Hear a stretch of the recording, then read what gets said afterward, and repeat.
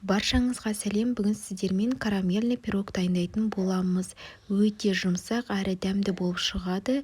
Қаражатты көп қажет етпейтін, сатылымға шығарсаңыз да өте тиімді пирог. Ең алдымен бір жұмыртқамызды саламыз.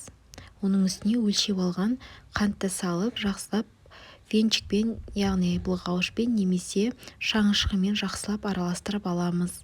Одан соң бөлме температурасындағы сары майды саламыз. Міндетті түрде бөлме температурасындағы болуы керек майдың. Ерітілген сары майды құюға болмайды.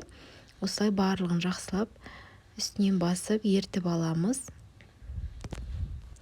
Одан соң үстіне електен өткізілген өлшеп алған ұнды салып, үстіне бір шай қасық разрых рисель салып араластырамыз жақсылап.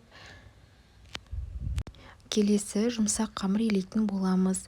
Ең алдымен бірден қатты қолмен баспай, саусақтың ұшымен ала отырып, осындай бір келкі қамыр дайындаймыз. Мінекей біздің қамырымыз бір-біріне бірікті. Көргендеріңіздей өте жұмсақ болып шыққан. Сіздерде де дәл осындай масса болуы қажет. Келесі дайын болған қамырды формаға жаятын боламыз. Қамырды тоңазытқышқа салуды қажет етпейді. Дайын болғаннан кейін бірден формаға жая береміз. Менде форманың диаметрі 24 см. Форманың астына міндетті түрде пергамент қағазын төсейміз, асты жабысып қалмас үшін. Келесі салмасын дайындайтын боламыз. Менде салмасына варенка қостым. Негізі сапалы вареный сгущенканы қоссаңыздар да өте дәмді болып шығады. Мен үйдегі бар затпен ғана жасадым.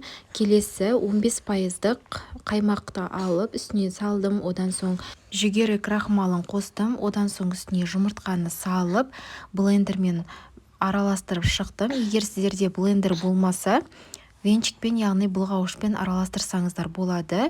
Ешқандай арасына түйіршік кетіп қалмау қажет. Бір келкі болып массаны шығарып барып құйған дұрыс. Мен айтқан рецепт бойынша қажетті заттардың барлығын бірдей мөлшерде қосатын болсаңыздар, сіздерде міндетті түрде пирог бір жасағаннан шығатын болады. Біздің салмамызды енді тестамыздың, яғни қамырдың үстіне құйып шығамыз, барлығын бір келкі етіп. Енді салмамызды салып болғаннан кейін жан-жағына тестаға бірігіп тұру үшін айналдырып шығамыз біздің сұйық салмамызды. Сонда піскен кезде шет жағы ашылып кетпейтін болады. Осындай биік болып тұрған жерлерін шаңышқымен басып шыққанда әдемі болып форма шығады. 180 градуста шамамен 35-40 минуттай пісіріп аламыз. Мінекей біздің пирогымыз дайын болды. Өте жұмсақ болып шығады. Пирогты формасынан суығаннан кейін барып алған дұрыс болады. Суыған соң бірден кесіп шайға ұсына берсеңіздер болады. Көргендеріңіздей өте жұмсақ әрі оңай кесіліп жатыр. Мінекей арасы осындай болып шығады. Бұл пирогты сатылымға шығарсаңыздар да болады, және құрамы өте қолжетімді, тез дайындалатын пирогтардың бірі. Ортасындағы салмасымен өте нәзік пирог болып шығады. Міндетті түрде жасап көріңіздер.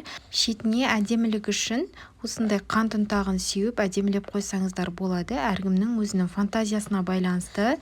Мінекей өте жұмсақ әрі дәмді пирогымыз дайын болды.